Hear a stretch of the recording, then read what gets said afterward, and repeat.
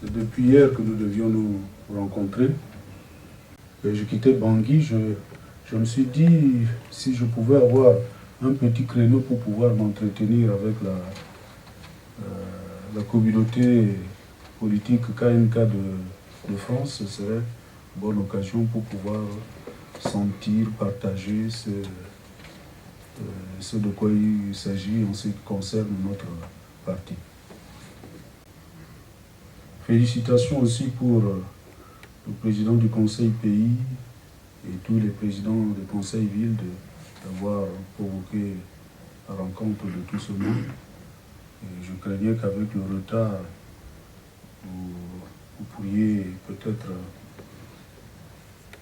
désister et rentrer dans vos différentes villes, mais voilà que vous avez tenu pour que nous nous retrouvions enfin.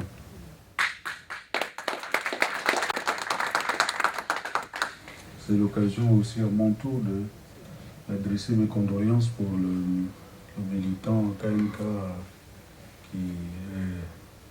qui nous a quittés, et que Dieu le bénisse et que son âme se repose en paix.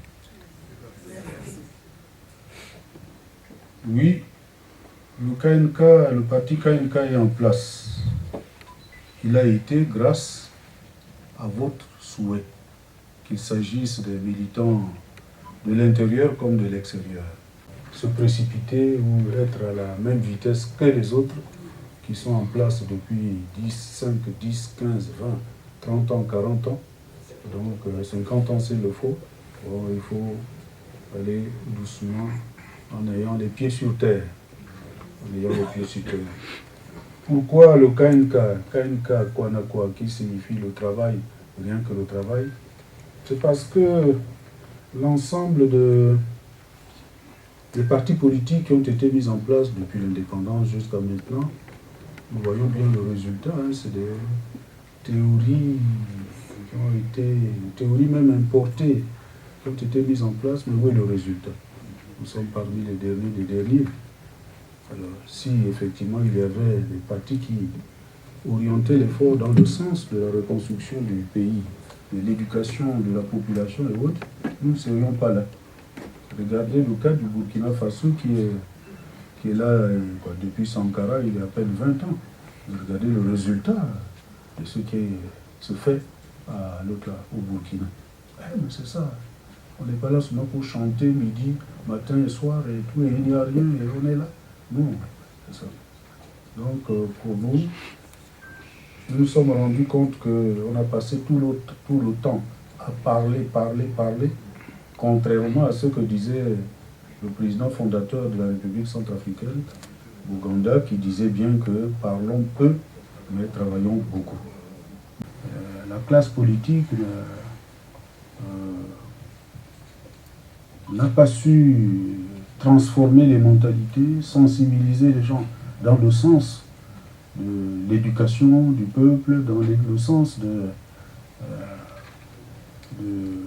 d'aller à l'essentiel, de ne pas tergiverser pour se laisser entraîner dans le néant et autres et tout. C'est ça. C'est la République centrafricaine qui a des atouts tant humains que matériels, richesse du sous-sol, la forêt, les rivières. Il pleut 6-7 mois au cours de l'année. Jusque-là, on est là, on vieillit, le pays vieillit en reculant, mais n'avance pas. Voilà. Qu'est-ce qu'il faut faire pour rattraper ce temps?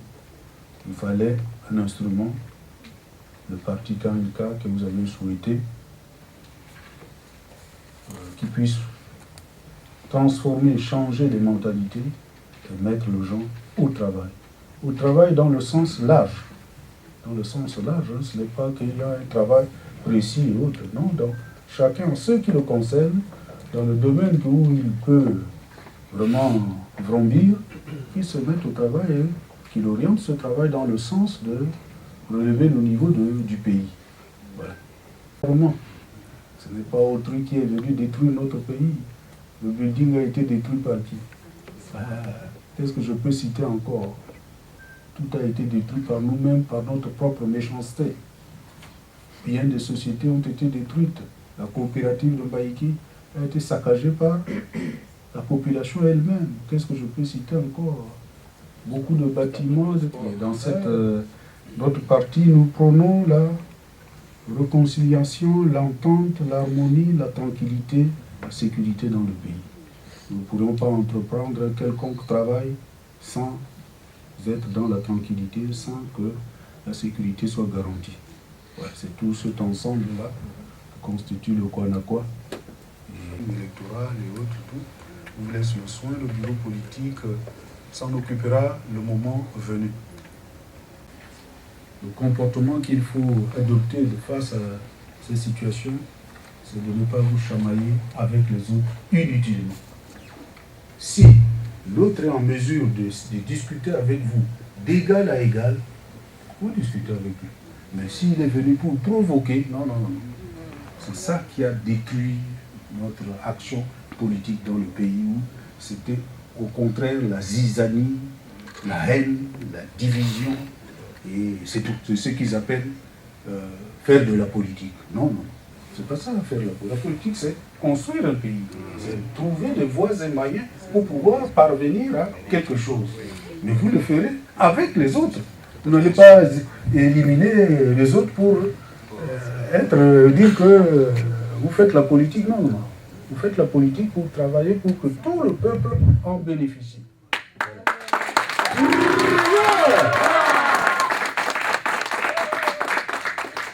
Donc, évitons les querelles inutiles. Ouais. Si ce sont des querelles constructives, vous y êtes, allez-y. Et c'est tout, c'est de la bonne causerie, de bons échanges et tout. Mais si c'est de la provocation, ceux-là sont, je les considère comme, comment le dire, c'est des arriérés, c'est tout, c'est pas même des... C'est occupé de... Ce sont des gens dépassés, voilà. Ce sont des gens dépassés. Et quelqu'un qui veut construire, non, il change, clairement, écoute l'autre, donne son avis, et écoute aussi l'autre, ainsi de suite. Mais s'il s'agit seulement d'injurier et dire que aujourd'hui c'est Bozizé, 3 ans c'est trop, ou 7 ans c'est trop, ça ne dit rien, ça. Rien du tout, ça. Donc,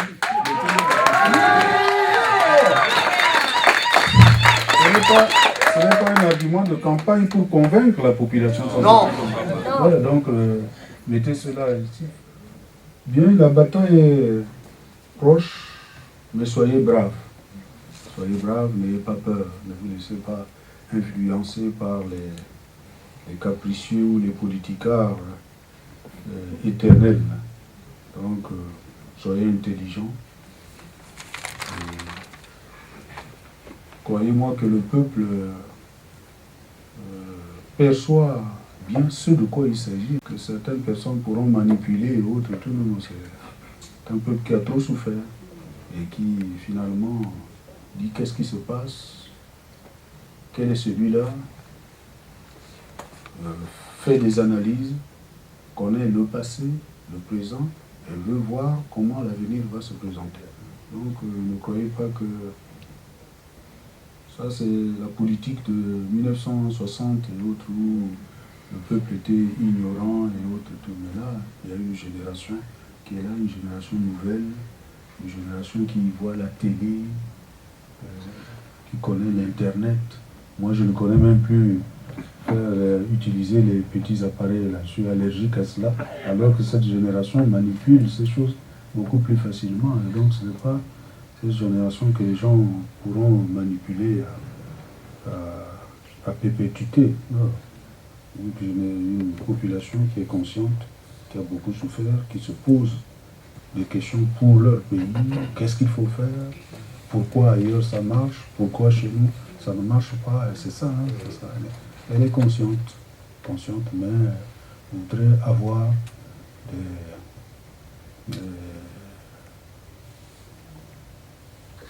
des personnes, des structures qui le guident dans le sens de ce qu'il veut. Voilà, c'est ça, de ce qu'elle veut. Mais pas dans le sens de ramer en sens contraire, non, c'est pas ça. prenons conscience du rôle que nous devions jouer pour reconstruire notre pays, ce pays que nous-mêmes nous avions détruit. Donc mettons-nous au travail, concertons-nous les uns les autres, organisons-nous et avec les avis des uns et des autres, il y a toujours une voie qu'on pourra trouver. Et là, je m'adresse ce soir à la diaspora en France. Vous savez que pour toute la politique, bien sûr la politique c'est au pays, mais Paris, où se trouvent nos cousins, c'est le creuset même de cette politique. Il ne faut pas vous dire qu'on ne vous néglige pas. On vous prend à cœur. À partir de la diaspora en France, c'est les cadres de demain.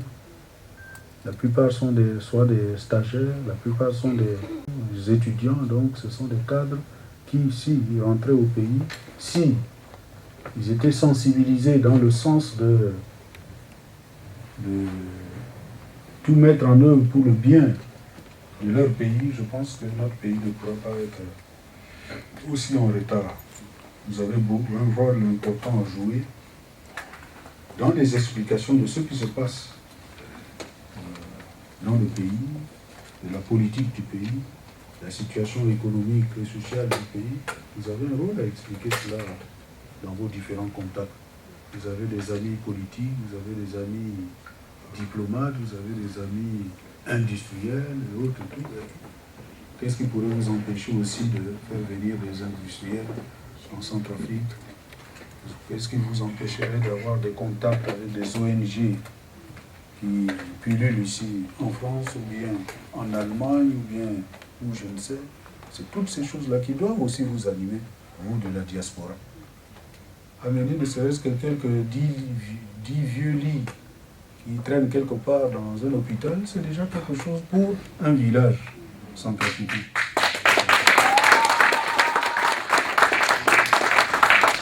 Il y a des livres, des bons livres, documents qu'on brûle par-ci par-là. On a essayé de faire le tour d'horizon. Encore, soyez courageux. Le pays nous appartient.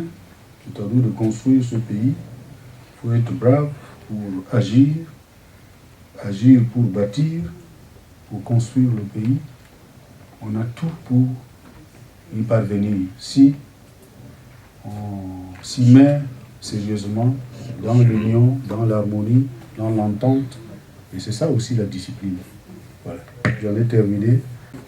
Au sein de notre parti, il y a des femmes qui jouent des rôles importants. Donc, merci, que Dieu bénisse notre rencontre, que Dieu bénisse la France, que Dieu bénisse la République centrafricaine. J'en ai terminé.